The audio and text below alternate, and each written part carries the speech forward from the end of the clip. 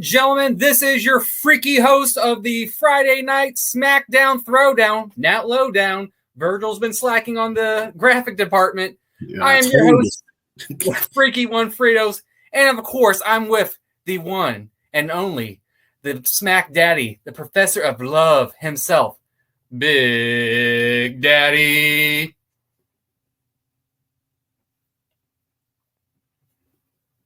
See? Thank you. What's going on, Fritos? Nothing much. Ladies and gentlemen, we just got done with the Christmas season. I hope you got everything you wanted. I know I did. I've got something special to show you on our lovely 2024 recap of wrestling this year. We have a special show planned for you. I've got my lovely tuxedo t-shirt, and I'm going to show something special off. You ready for the Sunday show, Big Daddy? Oh, yeah. I am excited. I'm going to be dressed to a T. Now, you see, I got the fresh cut. You know, I had to get ready. You know, it's going to be a very prestigious event. So it's the first one ever in the We Book It history. So I'm excited. And don't worry, ladies and gentlemen, even though I'm going to have a nice suit on, I'm still going to be rocking the Micro Wrestling Federation hat, baby. We support micro violence around here. But anyways, we had a fantastic SmackDown tonight on December 27th. Can't believe the year's almost over.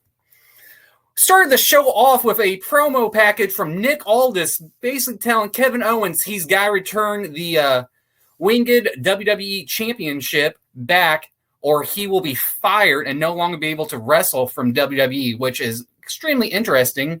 Then leading into our first match of the night, Bianca, Naomi, and Bayley versus Nia Jax, Tiffany Stratton, and Candice. This match was kind of botchy. I'm not going to lie. It was getting to the point where it almost became my piss break when it shouldn't, because honestly, this is probably should be one of the better feuds in the women's division, because we still got the mystery of Jade. Who took Jade out? They kind of brought that up, and you saw Naomi with her side eye looking like don't talk about her. Then Bayley coming in, and Bianca's still a little bit hesitant with Bayley. Then coming out with the heels of the group, we had Nia Jax cutting a promo, basically stating that Bianca's the one that took out Jade, which is throwing a little bit of wrench in everyone's things. But I've got a little theory that it's probably more than likely one Charlotte Flair. But going back into the match, like I said, it was really botchy starting off. A lot of, terrible moves going on there. We almost had a cash-in from Tiffany Stratton, but, that was ruined by Candice. Tired of Candice already. But Bayley got the win for Bianca and Bayley. And, yeah, that was the first match. It was, Your thoughts? Piss break. Piss break. Yeah. Simple as that. Yeah. Then going into it, we had a little backstage segment where we had A-Town Down Under trying to get an invoice and have Nick Aldis pay for the damage Braun Strowman did to their show last week. Sami Zayn showed up, which is kind of interesting because he was going to talk to him about the bloodline. Then later on, going into Carmelo Hayes coming in and ruining their conversation, leading to a match between Sami Zayn and Carmelo Hayes later on in the night. But the second match of the night was Braun Strowman versus Austin Theory. Well, let's see down here.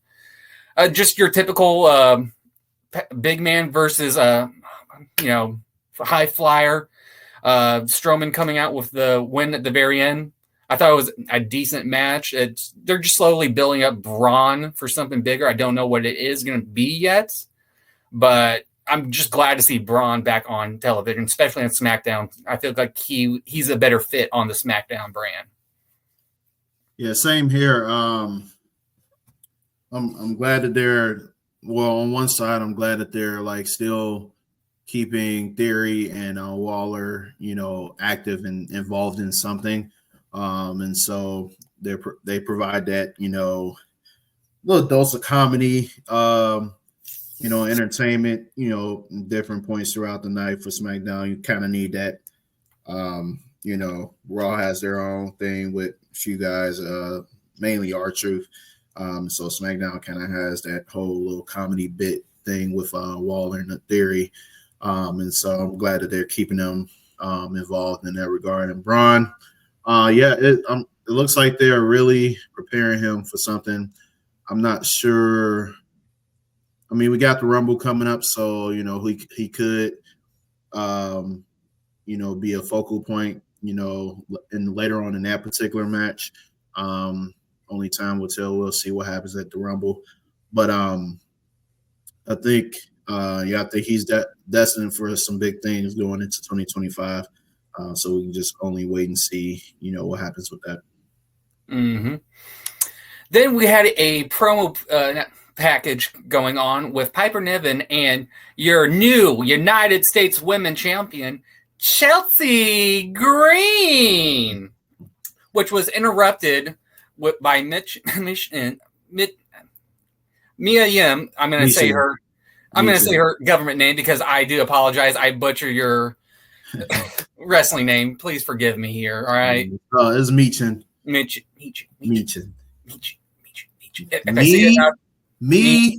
Chin. There we go. Finally, someone help me break it down. Thank you, Big Daddy C. She interrupted, saying how she was robbed by Piper and was going on a rampage with a kendo stick.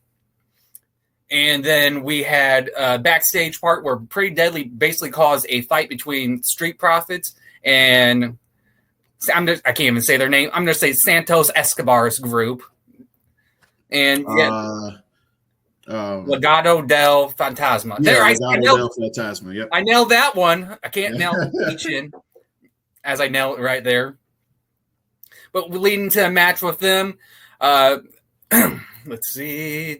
Legato basically had a lot of the upper hand to the very end, where the Street Profits finally took control and won the match. Thought it was a fairly good tag team match. It's kind of given Legato just a little bit more something going on. They're a fantastic, tag team. They're fantastic in the ring. It's just they need a right feud, I feel like, to boost them on the SmackDown brand. Maybe this transfer portal, them maybe going to Raw will help them out, but who knows?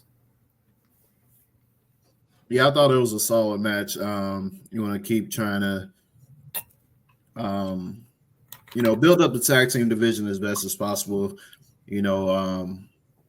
Street Profits, they've pretty much been flirting with getting to the top, top of the mountain, and only to just miss out on it, last minute, and so I hope that they can finally get back to championship, get another championship on their belt. So they have a lot of promise. I hope they don't break them up anytime soon.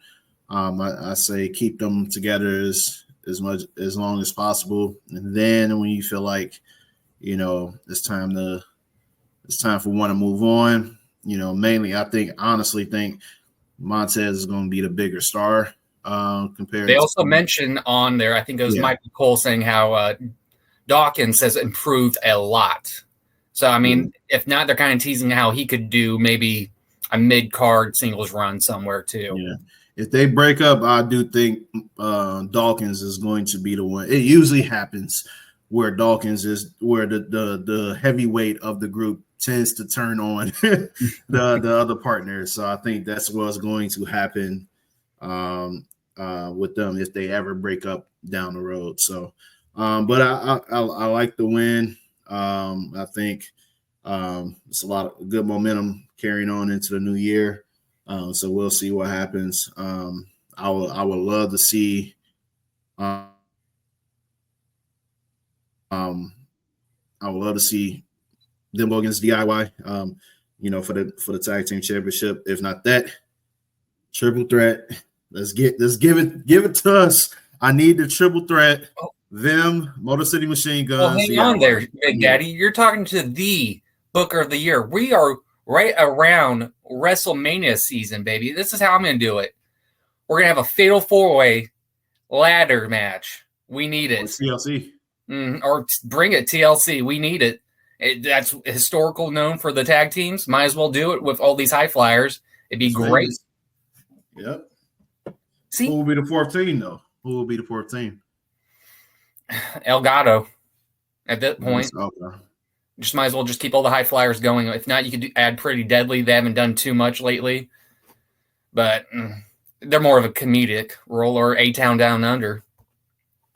Yeah, I'll much rather see or do A-Town Down Under, and that could lead to their eventual breakup after they lose. Yeah, because if I'm not mistaken, that's 3 of those teams was in it last year in that ladder match last year, right? Yeah. You got DIY, A-Town Down Under. Oh, it was Miz and R-Truth. That's right. Yeah, so because they split them up. They split them up. That was to split up the tag team championships. Yeah. So we'll see. I'm excited to see what happens with the tag team division from here on out on both shows. Because they definitely need to get that strengthened out going into WrestleMania.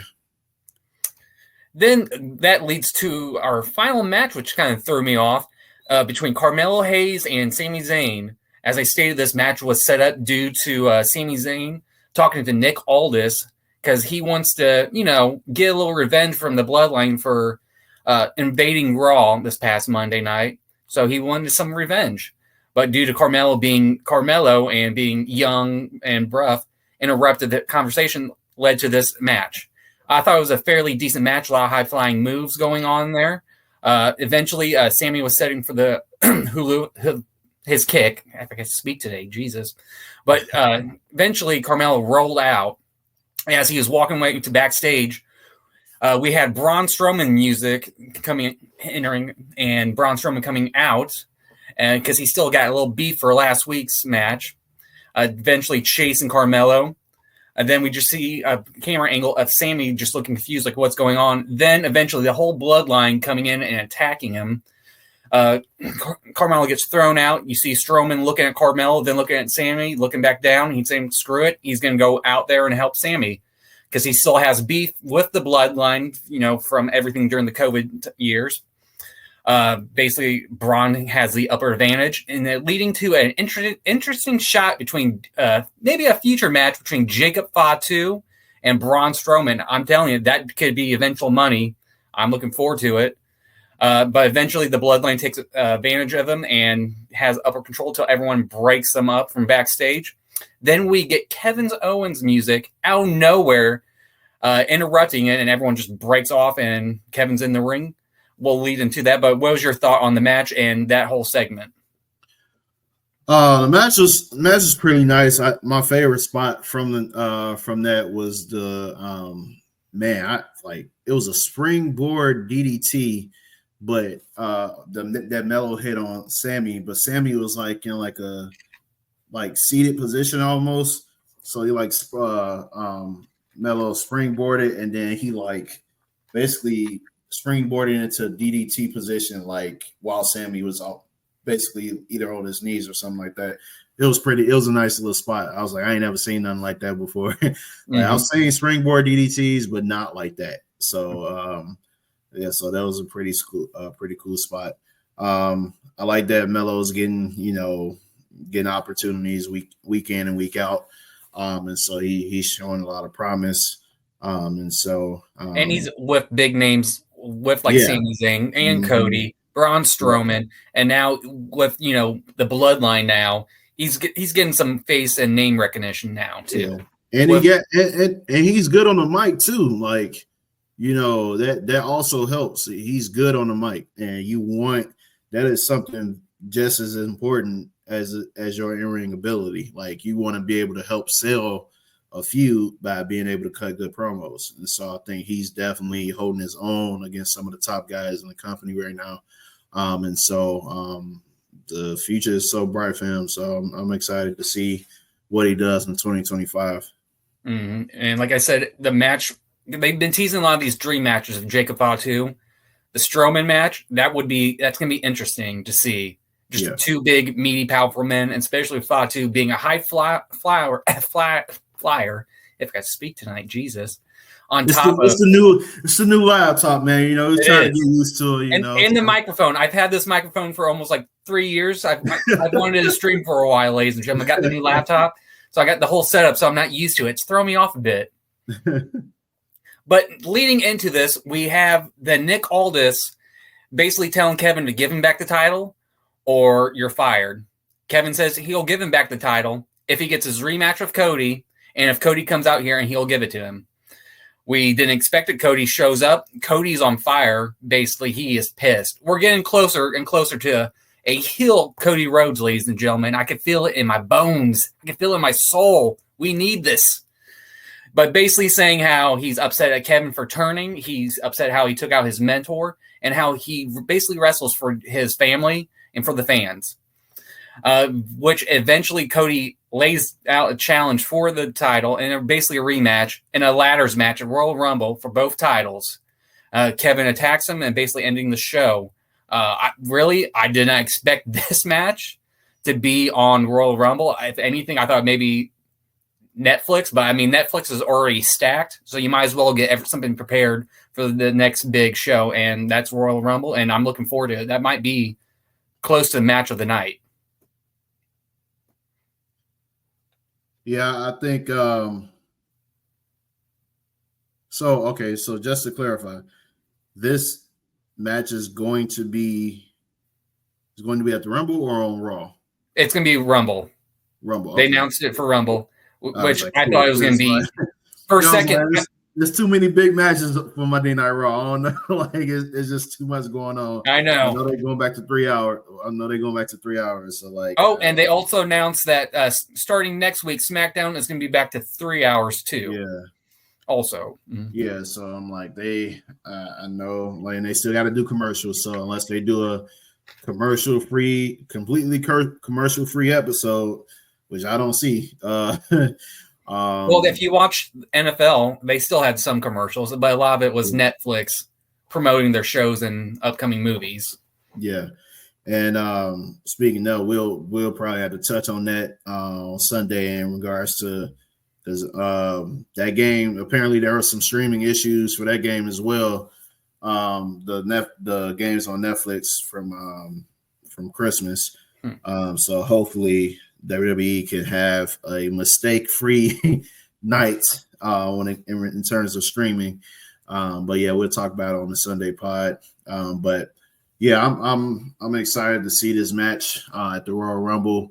I would imagine this will be the culmination between these two. Normally, you get a specialized match at an event like Royal Rumble. It's usually the culmination, because that way, whoever wins the Rumble, basically now Cody has to turn his attention, or whoever wins, they have to turn their attention to the winner of the Royal Rumble, because now, like, now they are a potential target. So, but definitely him and Cody, they needed a type of match where no pinfalls, no submissions, just beat the hell out of each other, and whoever gets the belt, climbs up and get the belt, wins.